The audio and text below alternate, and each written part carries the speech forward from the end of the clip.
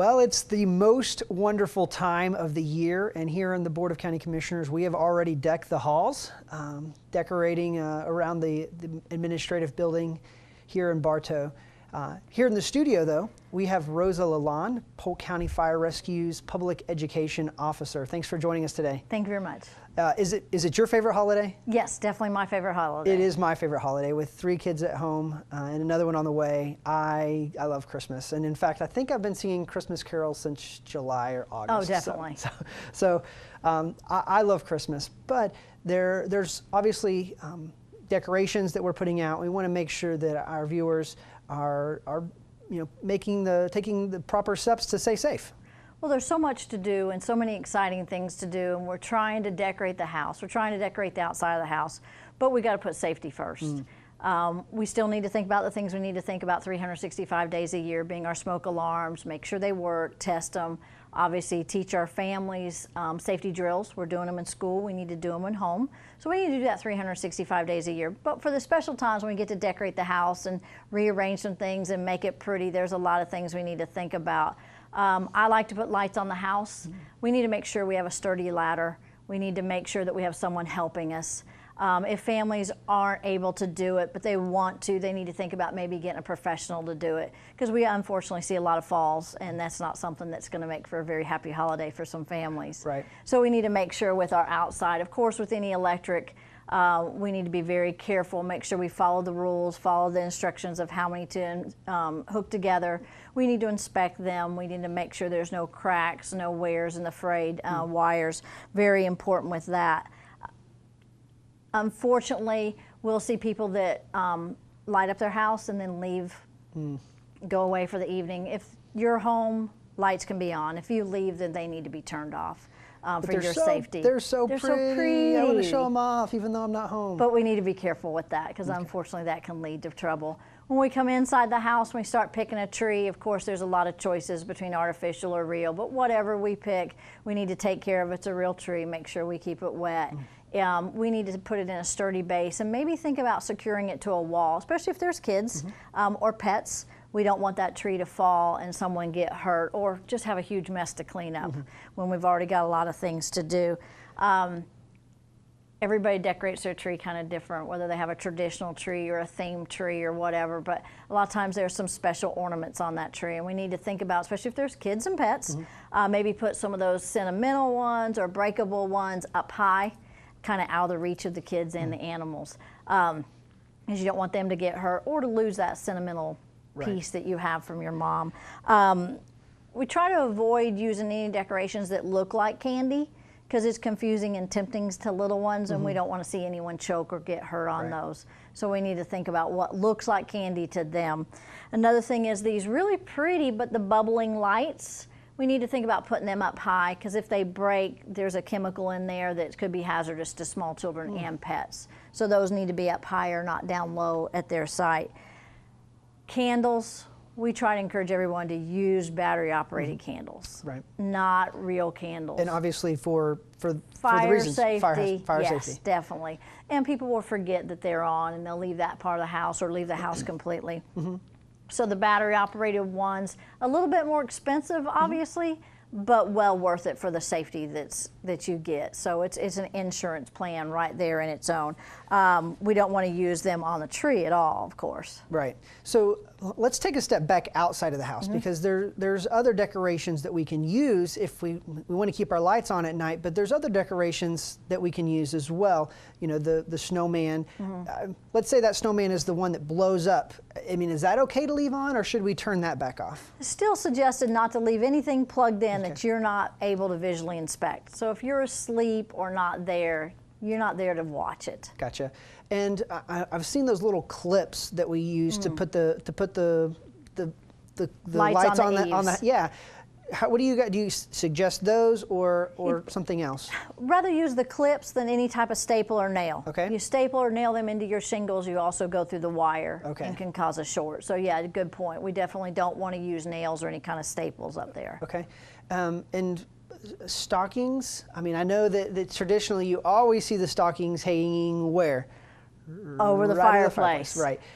If you have a working fireplace and you're going to use the working fireplace, and you're going to have a fire, we don't want you hanging stockings or any kind of decorations right above. Same thing as back within the kitchen. Anything within 3 foot of a heat source, whether it be the stove or the fireplace or a heater, is a hazard. So you don't want those stockings there if you're using that. And that 3 foot buffer zone goes for other things as Any well. decorations. Decorations, but kids and pets as well. You want to make sure we keep them away. Presents. Presents, great. I didn't even think of that. Another thing is we say don't throw your Christmas wrap in the fireplace to burn it because it will burn quickly and get out of control. Also, if it's got any sparklies on it, it can actually cause a spark that can actually come out of the fireplace. So you want to be real careful with that. Great.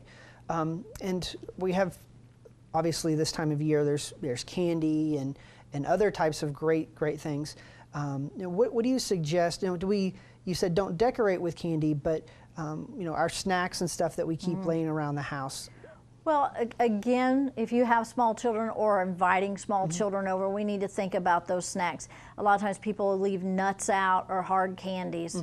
Well, the kids see it is at their level, they want it, they eat it, and it is a choking hazard. Okay, so we want to make sure we need to leave those out. Lift them up or leave them out completely. Right. Well, this is a most wonderful time of year, and we want to, at least it is for me. Yes. I love this time of year. So we want to make sure we keep it that way. Obviously, they're celebrating with their friends and their family, and we want to prevent tragedy. This isn't like a time where we want to scold anybody or say we make sure that you're doing these things, but really the goal is to prevent tragedy. Right. Right. And well, I appreciate you coming in just to share these quick tips with us, and maybe we can talk some more about some food or something some other time. So, sounds like a good plan. Thank you. Thanks so much. Well, recently Polk County Fire Rescue and Polk Government Television put together a PSA on turkey fryer safety. It was a great piece. We want you to check it out because there's a lot of great information in there. I'm Brad Ruman with Polk County Fire Rescue. Fried turkeys are delicious, but they come with a slew of safety issues. Thousands of fires, injuries, and even deaths occur each year from turkey fryers. Before you set up your turkey fryer, remember these safety tips. First, stay away from the house. Anything less than 10 feet puts your home in danger. Also, keep kids and pets away and never leave it unattended. Next, you want to find flat ground. That being said, it should always be done outdoors. That means never on a deck or in the garage or covered patio. This is a good place to talk about what you're going to need. First, you'll need a heavy-duty portable propane burner, a large stock pot, 26 to 40 quarts in capacity, but preferably a custom-made turkey frying pot. A heavy-duty cooking thermometer, and this is a must. We'll talk about why in just a minute. Lastly, you'll need a tool to allow you to safely lower the turkey into and out of the vat of boiling oil. You want to be careful not to overfill the fryer. To determine how much oil you're going to need, place a completely thawed turkey on the stand and then put it in the fryer. Add water until the turkey is barely covered. Remove the turkey, allowing the water to drain back into the fryer, and then mark this line. You could use a piece of masking tape because you'll remove it before you heat the oil. Use this line as a guide when adding oil to the pot. Closely monitor the temperature. Deep fryers have the potential to overheat oil to the point of combustion, and use extreme caution when touching the fryer. The lid and handles can become dangerously hot, creating severe burn hazards. Be sure to use well-insulated pot holders or oven mitts and wear long sleeves. Eye protection and closed-toed shoes is a great idea to protect from splatter as well. You always want to be prepared. Have a multi-purpose dry powder fire extinguisher ready at all times. You could also use baking soda for a small fire that's contained to just the pot. You never want to use water or flour. Water does not mix with grease and can cause the fire to intensify. And flour, although looks a lot like baking soda, won't react the same. Now let's talk turkey.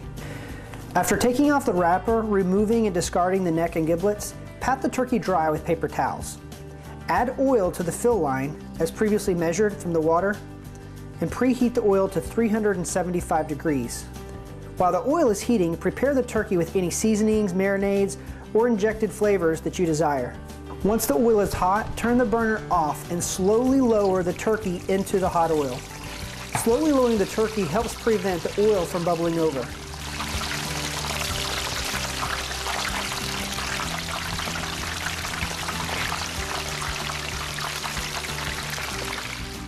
When the turkey is in, turn the burner back on. Cook the turkey about 3 to 4 minutes per pound. When the turkey is done, slowly lift it from the pot and place it in a pan or on paper towels to drain. The turkey is done when the dark meat has an internal temperature of 175 to 180 degrees Fahrenheit, and the white meat has an internal temperature of 165 to 170 degrees Fahrenheit. It is hard to beat the speed and incredible juiciness of a deep fried turkey, but done properly, it can be enjoyed by everyone. Enjoy yours this holiday season, but stay safe. If you're interested in some more tips on Christmas tree safety or decorations, you can visit us at polkfire.net, or you can contact Polk County Fire Rescue's Public Education Unit, and that's 519-FIRE, 519-FIRE.